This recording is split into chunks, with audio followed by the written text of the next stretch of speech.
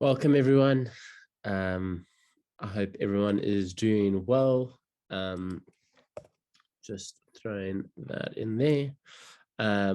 Yeah, so welcome to the Minting Multimedia NFTs on Polygon. Very excited that you are all here. We are just a little bit of general housekeeping. Please make sure that you kind of stay muted just while Polygon kind of give their talk. And then from there, yeah, any questions you have, just throw them in the chat room. Kind of we'll actually, Rahat will only answer the questions at kind of the end of his presentation. Yeah, but for now, just throw your questions in, then we'll make sure they're all answered. I kind of make sure we run over everything. Rahat, welcome to you. Thanks for joining us again. And yeah, I'll be on links. I'll be throwing kind of all little links in the chat. And other than that, yeah, I hope you're all enjoying the hackathon so far. Please book a call with me. Would love to chat about what you're building. And yeah, if you need any help, just reach out. Rahat, over to you. Welcome. Awesome. Hey, thank you all for having me on again. We're going to be talking today about minting multimedia content as NFTs on Polygon.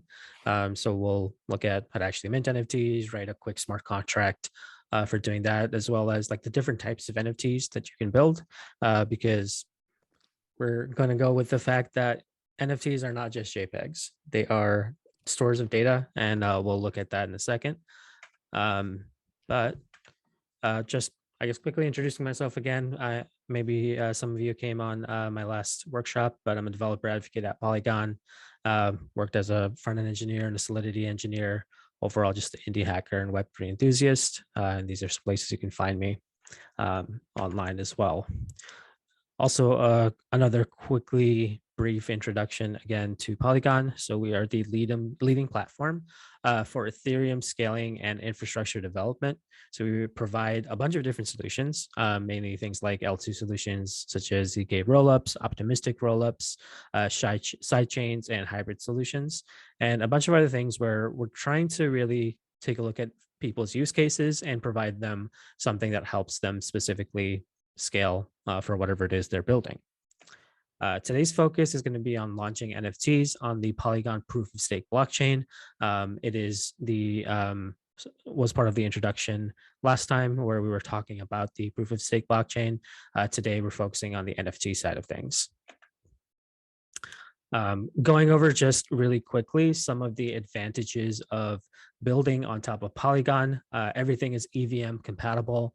You leverage all of your existing tools. So if you've already been learning Solidity, if you've already been learning some of the toolings in the EVM ecosystem, like Hard Hat, Truffle, using Remix, anything like that, it is, everything maps one-to-one. Everything you've learned to build on Ethereum is 100% usable on Polygon.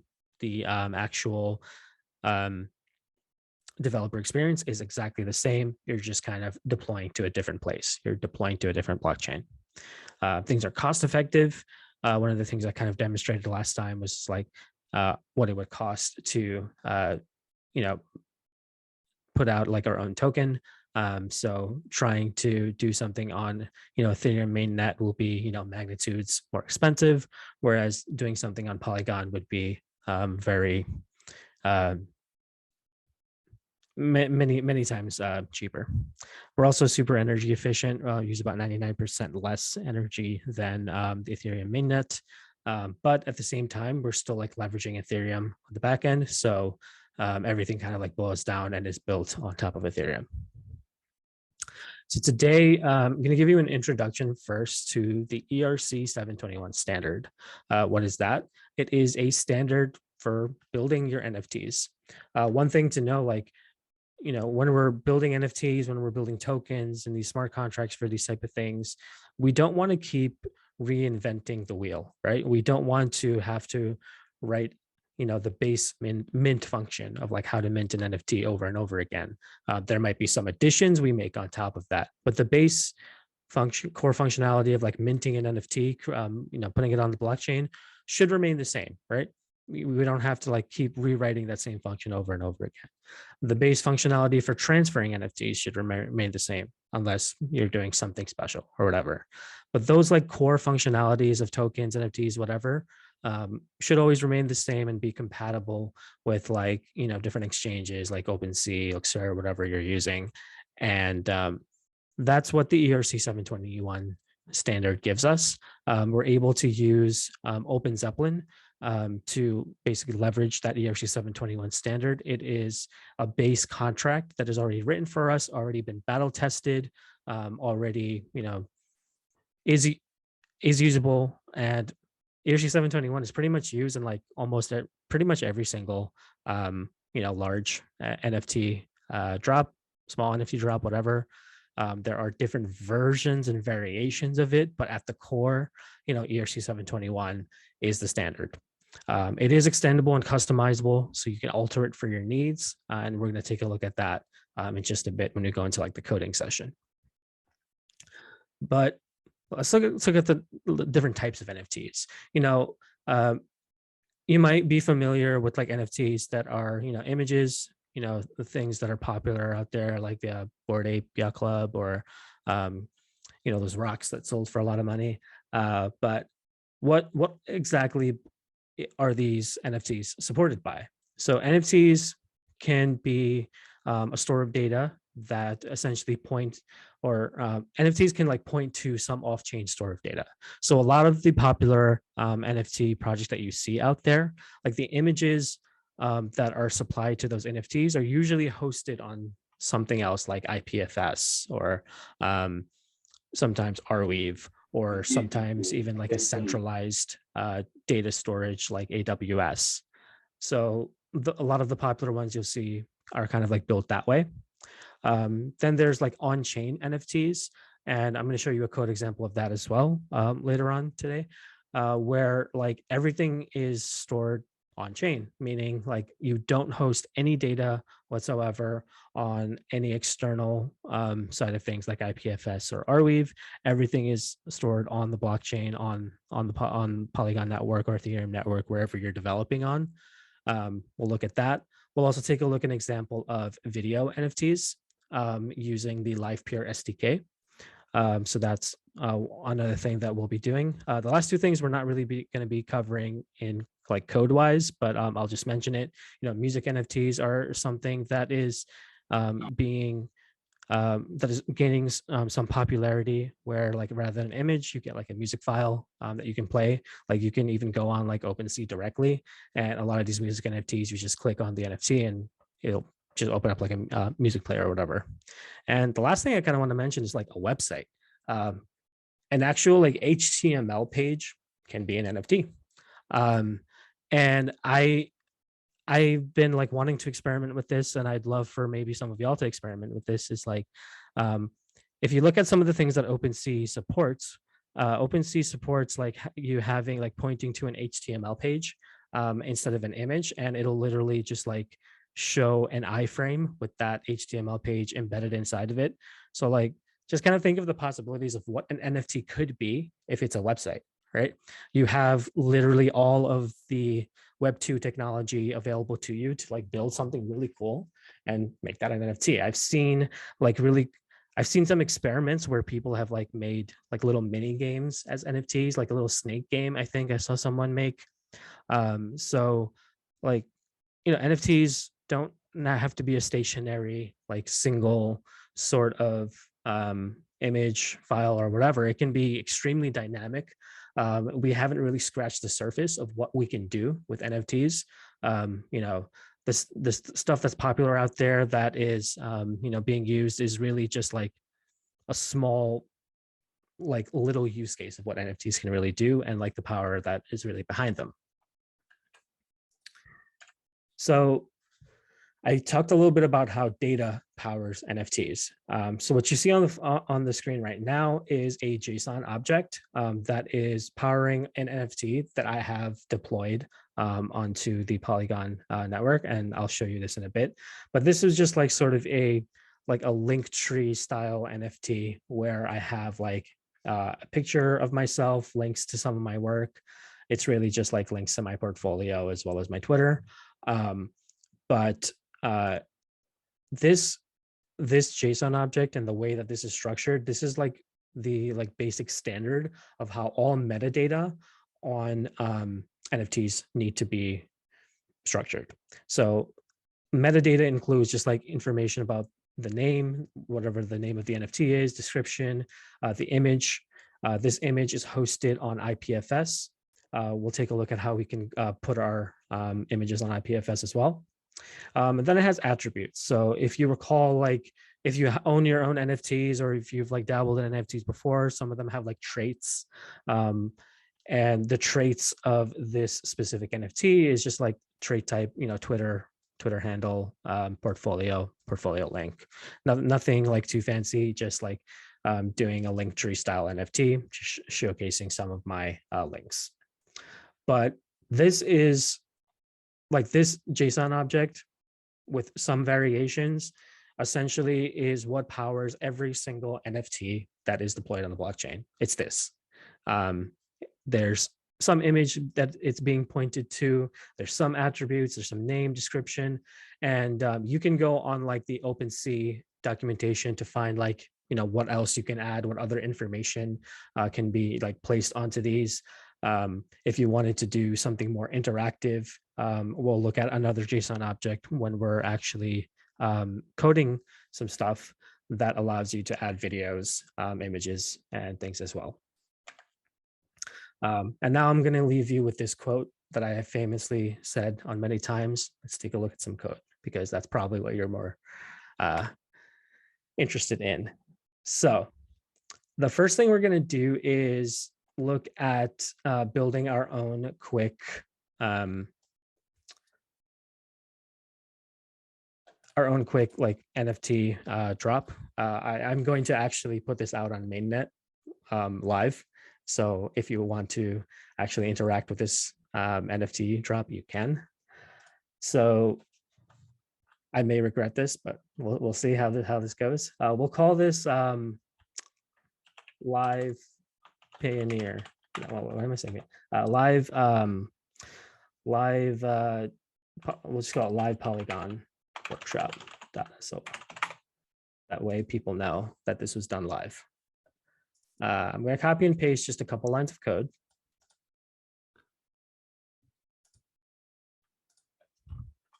Bump this up a bit so it's easier to see. Copy and paste a couple lines of code. So what's happening here, I'm just identifying that this is under an MIT license. Anyone's allowed to use it. I'm specifying the Solidity version I'm going to be using, which is above 0.8. And I'm importing two things from OpenZeppelin. First thing is the ERC 721 standard, which I mentioned before for letting us actually build out our NFT. Specifically, I'm using one of the extensions, which is called ERC 721 URI storage, which is going to give us like some additional functionality for setting the URI of our NFT, which is going to be that JSON object that has all of that information. I'm also going to import this utility from OpenZeppelin called Counters. And Counters is basically going to be helping us to create like token IDs for each of our NFTs. So I'm going to write out a contract. We're going to call it Polygon Workshop. Polygon Workshop Live. We're going to say that it is an ERC 721 URI storage. This means I am just inheriting everything available to me from ERC 721 standard. We're going to be using counters for counters.counters, which is weird to look at first, but basically what this means is like we're using some of the standards inside of counters, and we're going to be using counters for this specific variable inside of counters, that this specific method, which gives us access to things like creating token IDs. So counters.counter is going to be a private variable known as token IDs. So now this token ID is going to inherit everything from counters.counter. Now I'm going to create a constructor. I don't think the constructor really needs anything, but we do have a constructor from ERC 721. ERC 721 is going to need two things, two strings. It's going to need a title for our NFT collection, as well as a symbol for the NFT collection. So we'll just call it Polygon Live. And the symbol will be PL. I think that's fine. I don't think we really need anything to execute within our constructor, but all we're going to do is really just like create a mint function. In an actual production like NFT drop, you might want to do things like keeping track of how many NFTs have been minted to make sure that there's a limit. You might have like an allow list for like a pre-public mint. You can add some functionality around that.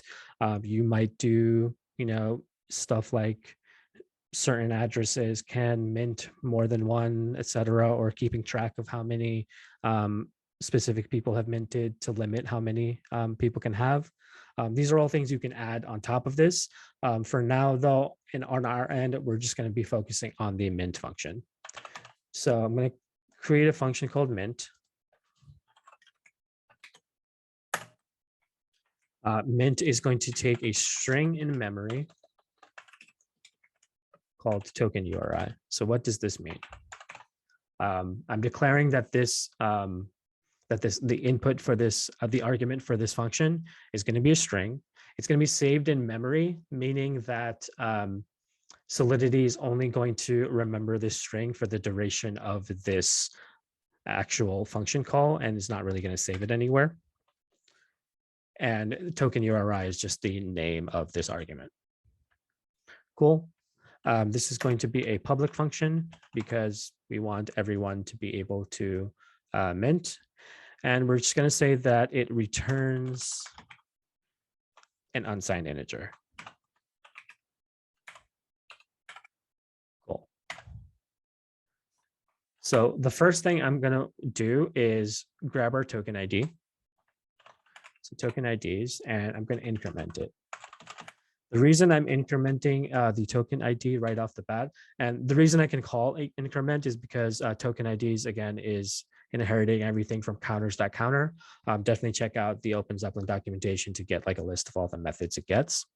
But increment, I'm doing that right off the bat because the token IDs for counters start at 0.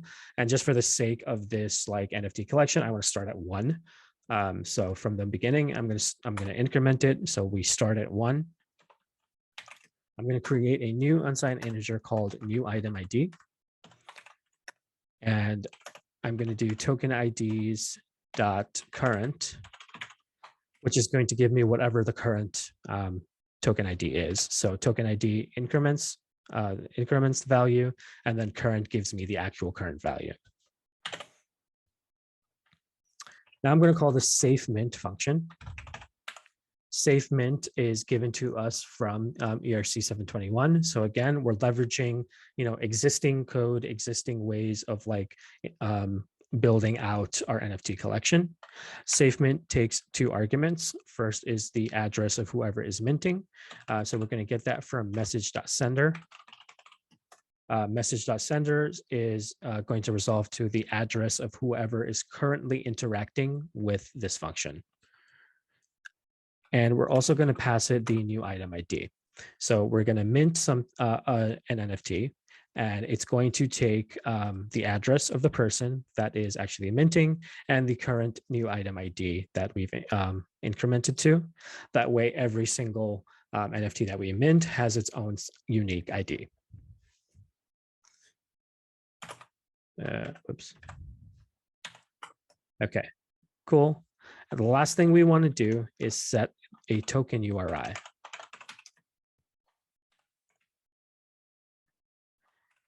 So that takes a new item ID as well as the token URI. So we want to make sure that the token URI is set to our, our our current item ID. And the token URI is given to us from this function, which is going to be supplied by the user. They just supply us a link to wherever their JSON data is held. In real life, you'll probably do something like creating the actual sorry, someone needed. Okay. All right. Minus this in page from. Okay. So we're gonna set the token URI to be to take the new item ID, as well as the token URI supplied by the user who's calling this function. Would we just be able to mute real quick? It's a little distracting. Thank you.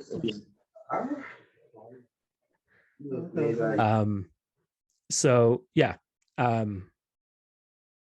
just retracing my thoughts. Okay, so in like a real NFT drop or collection, you would probably set like a base URI for what your tokens, what your NFT should be referring to. So you might like upload everything on IPS beforehand and have some type of link that like switches out the token ID and swaps that out. In our case, this is not like a real quote unquote NFT drop. So we're just going to allow the user to give us some, link to some JSON data, and we use that to construct our NFT. So that's the set token URI. And the last thing we need to do, it says that we need to return a unsigned integer. So we return the new item ID. Cool. I'm going to hit compile just to make sure. Okay, of course, there's always something wrong. Let's see. Expected a semicolon somewhere. I have semicolons. No, private. You misspelled private. Oh, I misspelled private. Yeah, thank you. Appreciate that. Awesome. Yes, spelling errors are the bane of my existence during live coding, but looks like that was the only issue. Everything is compiled correctly. I got this little green check mark. Just gonna make sure I'm on the Polygon mainnet. I am on the mainnet. Cool. So the way Remix works is you can essentially write out your contract, make sure it compiles correctly, and then deploy it onto the mainnet if you want, whichever network you're actually connected to in your MetaMask wallet. As long as you're in the injected Web3 environment is where this will be deployed to. Under contract, you just want to make sure that you're actually selecting the correct contract. In my case, it's the Polygon Live Workshop. And cool, I'm going to deploy this to the Polygon mainnet. Let's see what happens. I'm going to have to pay a little bit of gas. 0.05 Matic is like a fraction of a penny, I think, right now. So that's like, or it's very, very low. We'll say that. It's like a couple cents maybe, but it's going to cost me a couple cents right now to like actually put this out onto the Polygon mainnet. So I'm going to hit confirm. So as that it's happening, ooh. Okay, I'm just going to make sure this works properly, just edit the suggested gas fee, make it high. Okay. All right. So see in, okay, so the creation of the Polygon workshop is pending. It looks like it went through. Here's the transaction hash. Let's copy this transaction hash and open this up in Polygon Scan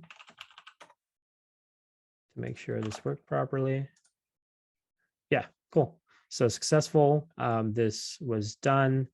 We can actually go and click on our contract. At some point later, if we wanted to actually like verify this contract, we can actually go into this contract here and see the code as well as interact with it. For now, though, just for the sake of time, since we're on Remix, we can interact with our deployed contract right over here. So you'll see here that even though I only wrote this one mint function, I've got a whole bunch of other functions that came up. And that's because we're inheriting a lot of functionality from ERC 721. So we have the mint function, but then there's also these like transfer functions, getting the balance, getting the name, figuring out who the owner of specific token IDs are, looking at token URIs, things like that. And that's really why we're leveraging the power of like Open Zeppelin and like the ERC 721 standard. We don't have to write all of those transfer functions because those are always going to be written the exact same way, no matter what collection you have. So boom, we have that already done for us, and we just created our custom mint function using the safe mint functionality and key.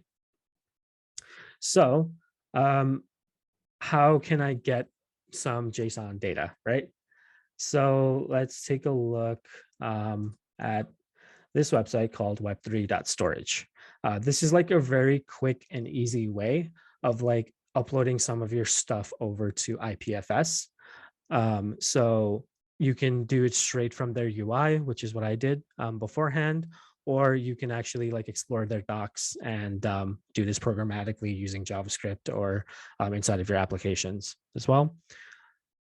In my case, what I did was I have this JSON object that is now on IPFS.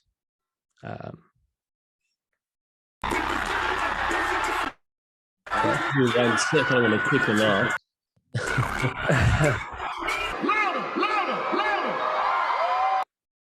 Okay. All Sorry right. about that. Don't know what that was. It's gone. Don't worry about it. No worries. Guys, please just have a bit of respect. It would really be appreciated. Thanks. Okay. Cool. No worries. So I have this like JSON object that is hosted on IPFS that I uploaded through the Web3 storage.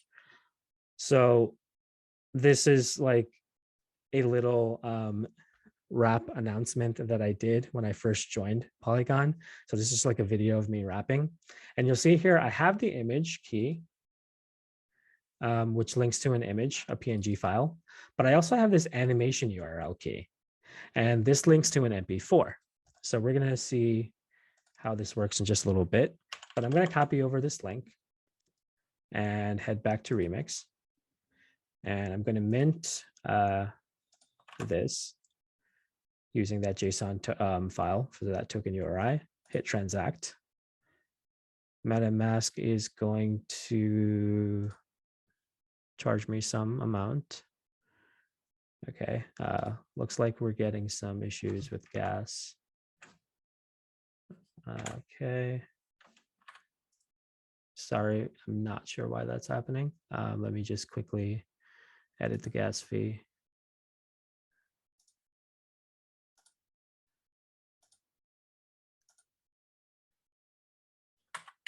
Okay, I'm using like a new, okay, cool. I'm using like a new software called ProMouse, and I'm still getting used to it. Sorry. Okay. So, all right, it looks like my mint went through, or no, it's still pending. Mint is pending. That was my earlier transaction. Oh, I have to confirm the mint. Looks like we failed once again. Let me edit this real quick. This is a weird thing that sometimes happens with Remix. I don't know why. But like bumping up like the gas fee usually solves it. I haven't seen this issue anywhere other than the Remix. So might be something that I have to look into on the Remix side. But looks like we have something that went through. We have this transaction hash. Let's look that up. again on Polygon scan. Cool, this was successful. We minted from Polygon Live. This is my address. Cool. Let's go and see if OpenSea can show us this. Head to my profile. Oh, okay, cool. Nice, yeah. Rahat joins Polygon. It looks like I may have had an error in the actual video, but the NFT works. This is like live right now. So I'll drop the link for this NFT in the chat, just so you all can confirm for yourselves that this is like live in production.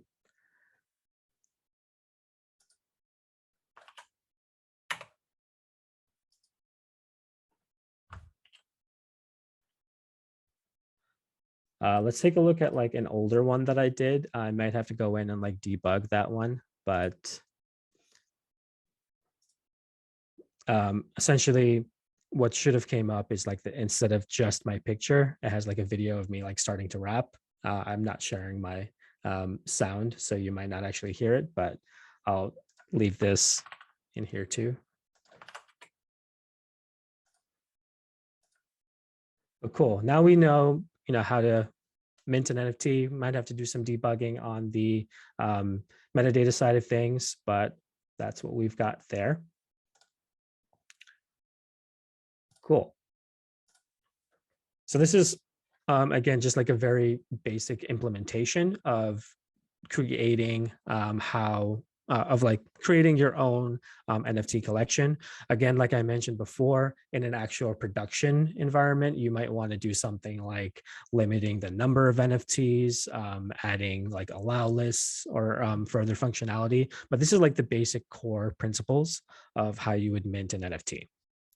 I also want to show you a little bit of code that I created before. These are from like some of my other tutorials on like other types of NFTs. So I'm going to come out of full screen. Let's take a look at this live peer SDK. So I just showed you kind of like how you could like build your own NFT collection, using Solidity code. There are like a lot of tools out there that'll help you with doing this, without Solidity as well. So like LivePeer is pretty awesome. They've got this like video NFT SDK, which allows you to like from some JavaScript application mint your own video NFT. It takes care of doing everything like uploading your asset, like your video file. It exports everything to IPFS for you, and then it mints the NFT for you, gets you that information as well as like the links to like your OpenSea and everything. I'm not going to go like through the the full tutorial of this, just because this would probably take another hour to actually go through. But just to give you an idea of like other tools that are really cool ways to like make NFTs as well. The other thing that I wanted to quickly show you was on-chain NFTs or SVGs. So this is an implementation of using, and I'm going to like fully go through the code for this, of like creating on-chain NFTs. So like, let's say I don't want to put my put my actual images on IPFS. I want to do something that's more on-chain. I want everything to be like on the Polygon network. I can do something like saving SVGs onto the blockchain. So how I would do that, I have this like contract called Chain Battles. So this was like built to be sort of like an interactive NFT game. I do have like another tutorial for this. I can drop the tutorial links for both this and the LivePeer SDK as well. If y'all are interested, I'll do that at the end.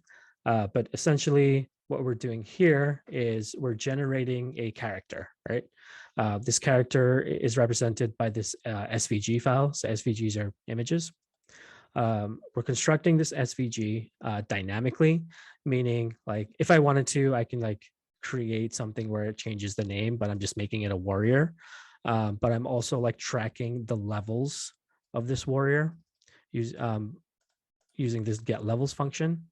The get levels function is basically looking at this. Where did I put that? Okay. Basically like a struct that I created to track what is the current level. So that's token IDs to level right here. Oh, this mapping. I created this mapping essentially to say like, what is the token ID? What is the current level of this character? And this is what tracks that level. So it can dynamically create the level on this SVG. And I'm going to show you what this what the NFT looks like at the end. And then remember, before we were like asking the user to supply like their token URI, which is like some link, rather than actually asking the person to supply their own link. What we can do is generate that SVG on the fly using this abi.encode pack library. And there, once again, I'm just like constructing this, JSON file. I'm using that SVG that I've generated up here as the image. And I'm just giving it a name and description, not doing anything too fancy. Doing like a similar mint function. And this specific NFT is like a dynamic NFT. So instead of being just like one static image, anytime you call this like train function, the level of your character goes up. It's to like simulate like you're training your character for battle or whatever. So if we head to OpenSea, I think I might have actually done this on a separate account, but let's check real quick. Yeah, I think I did this on a separate account. So I'm not going to be able to pull this up now, but I will, I will drop this like full video tutorial in the comments so that you guys can kind of like go through this. I just wanted to show you like showcase like some of the different things that you can do with NFTs instead of just like static images. But yeah, these are just like 3 ways of like creating NFTs. Additionally, you can do things like creating music NFTs, website NFTs as well. Hopefully this was a good primer for you to start and like just like experiment with the types of NFTs that you might want to build. And yeah, happy to open it up to questions. I know there's a bunch of things happening in the chat, so would love to go through some of that now. I have a question, please. Sure. I would like to know, very interesting topic about generating the metadata for the NFT online, on-chain. My question is, what's the advantage and disadvantage of having this on-chain or off-chain, please? Yeah, definitely. So if you have your metadata on-chain, it is, I guess there's more of a guarantee that, it can't be tampered with, that there isn't some like, third party able to access or anything like that. And you kind of fulfill a lot of that using, like if you're using IPFS or Arweave, it does mitigate a lot of that. But I guess like if you want something like a pure NFT that is on chain, that is not dependent on any other resource to like display its image, to display its information, then you might want to have something like on chain, like I kind of demonstrated at the end. The disadvantage there though is like you're limited in the sense that the blockchain wasn't really meant to host some of these more complex NFTs. Generally, when you look at a lot of on-chain SVG content, it's like a lot of the pixelated collections. I don't know if there's like more higher quality, not really higher quality, but like higher resolution art on-chain yet. I think some people have been experimenting with that, but it's definitely much harder to like have anything more complex, on-chain. On top of that, if you're not building on something like if you're not, yeah, if you're not building on, something like Polygon, you're gonna run into like heavy gas usage fees by doing on-chain NFTs, because like the more data you put in your contract, the more data you're saving on chain, the higher the gas fees are going to be. Okay, thank you, man. Yeah, definitely. Awesome question. Thank you. Okay. Someone asked, the mint function needs to be payable or not. In my case, we created like a free to mint, I guess, NFT. But yes, if you want to make sure that you actually get paid for people minting your NFT, you would use the payable modifier.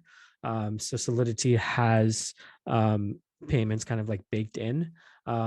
So when I declared that the function would be a public function, in addition, I would also add the payable modifier, which would allow for your contract to actually collect funds whenever somebody mints. Yeah, so the first example that I went through and live coded, it is available on the actual Polygon blockchain. So that was me just like being very ambitious and live coding something that we successfully put onto production. I think there was some issue with the metadata that I would have to just like go through and check on a little bit. But yeah, we put that live on the actual Polygon mainnet. Is there a test net? Yes, there is a test net that is called the Mumbai test net. I believe we kind of covered that in the last class. But Mumbai test net is where you would actually do your testing instead of using actual real money. And yeah, if you're using hard hat, you can run like a local node. In Remix, you can also run like a JavaScript VM node, which doesn't require like anything. It kind of like runs very similarly to a local node as well. Next question. I want to send either to a contract using a dApp and use the parse.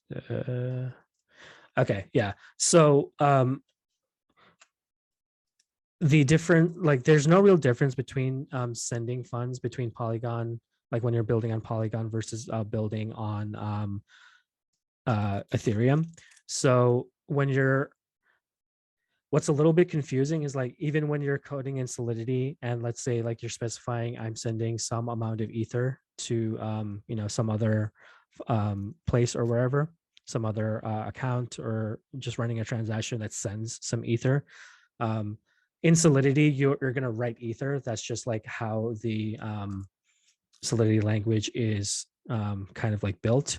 But if you deploy that Solidity code onto Polygon, you don't need to change anything. You don't need to say like Matic or whatever.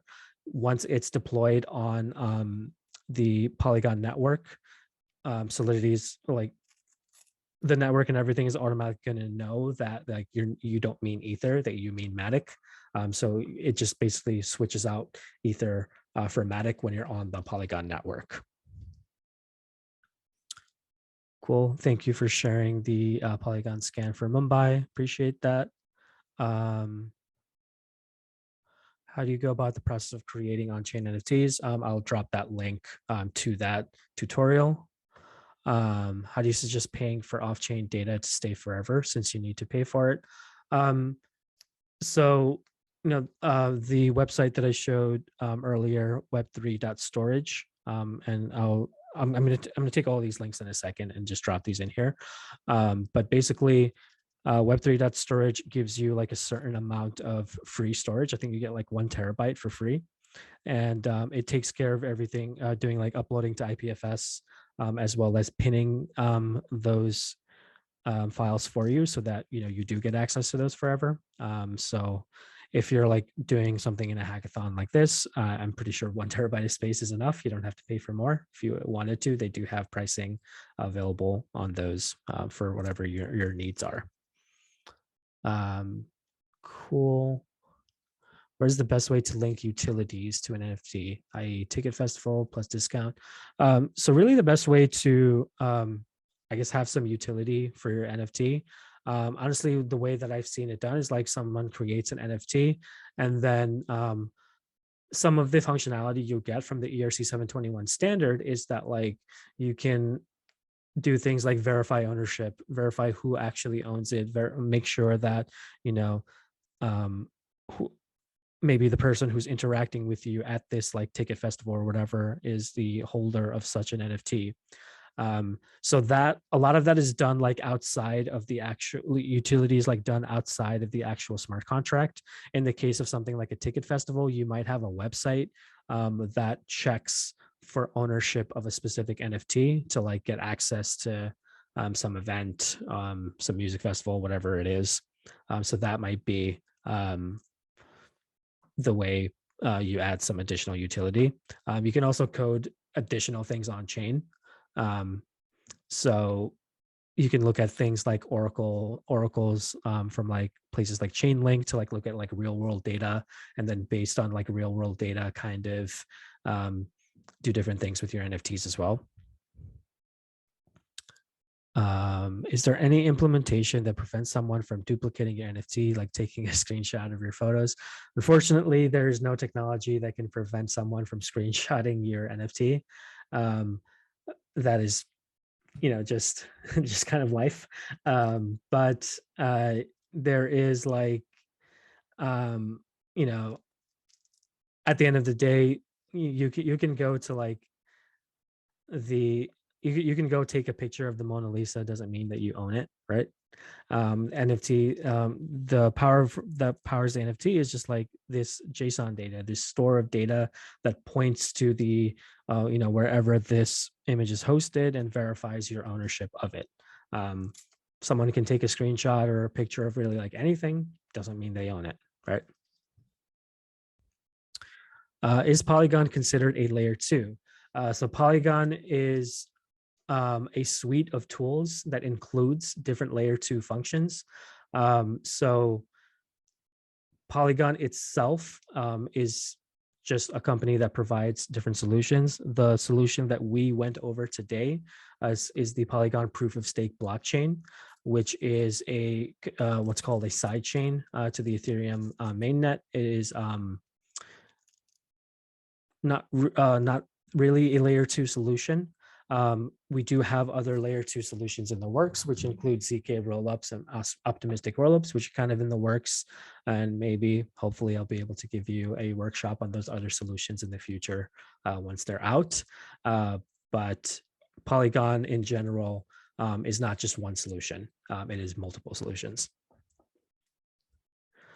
Can the URL for minting be reused? Yes, we can add some logic to make sure that, you know, it's a unique URL if you wanted to. So you can definitely take a look at that. So basically 1 Ether in Polygon would mean 1 Matic. Yeah. So like if in your smart contract you specified that, you know, something cost 1 Ether, or like you're transferring 1 Ether, if you deploy that on the Polygon network, it would be 1 Matic, correct? Thank you, Cash, for the kind words. Can you explain more about the benefits of inheriting ERC 721 URI storage instead of just ERC 721? I see there's also a token URI function. Yeah. So ERC 721 URI storage is optimized for, I believe, past Solidity version 0.8, which was the Solidity version that I was using. So there are issues around using just the regular ERC 721 unless you're like on an older version of Solidity. So that's why I'm using URI storage, just to make sure that it allows me to use, you know, a newer version of Solidity and like not having any issues setting that URI storage. Cool. I think that is all the questions we've had so far. Lovely. Thank you so much, Rahat. That was great. If there's any more questions, feel free. We got a couple more minutes. If not, we can call it there. I'm sure also going to just couple links. Yeah, there you go. Yeah, a couple links there. I think I copied the wrong thing. These are just a couple of those tutorials I mentioned if you want to look further into on-chain NFTs, as well as the live peer video NFT. Here is a link to the OpenSea metadata standard, so you know how to actually construct your JSON data. I'm sure if I looked into that documentation, I'll figure out why my video NFT did not work live from the beginning. So if you want to take a look at that, those are that's the documentation for that. I'm not sure if there was something else that someone asked for, or the code. Yes, the code. Let me grab that. Okay, that I might just have to maybe send over to you folks to have like after the fact. I have to push that up to GitHub. You can also just send it to me, and I can also just drop it. Okay. In Discord, or you can drop in the Discord as well. I'm not too sure if Cool. you're on Discord. Yeah, so I'll push that up after. Okay, sounds good. And other than that, I think we'll call it there. Cheers, Rahat. Thank you so much for everything. Do you use Alchemy? As a quick question. Yeah, if I were to, push out the code using like something like Hardhat, Alchemy is like a good RPC provider to actually push things out. Definitely is something I use. Okay, cool. Perfect. Yeah, thanks so much. We will make sure the presentations are up on YouTube as soon as possible. They'll be pinged on Discord, so you know when they're up there straight away. And yeah, thank you so much, Rahat. It's been amazing. And thanks to everyone. Good week, great first week of the hackathon. Keep it up. Very excited for the rest of the hackathon. And yeah, thanks for coming. Cheers. All right. Thank you all.